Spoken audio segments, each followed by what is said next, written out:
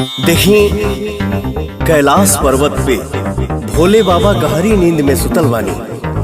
बिहान हो गइल बा ए भैया। माता पार्वती जी कैसे भोले बाबा की जगावत आनी। भाव बा कुहू कुहू बोले ले कोयलिया सगरो सोर होता। उगले सूरज देव लाली लेके जग में नजर होता। दर्शन करे खातिर भक्तन के झूठ नवा भइले ना। ए भोले बाबा खोली ना हो नया नवा अब बिहनवा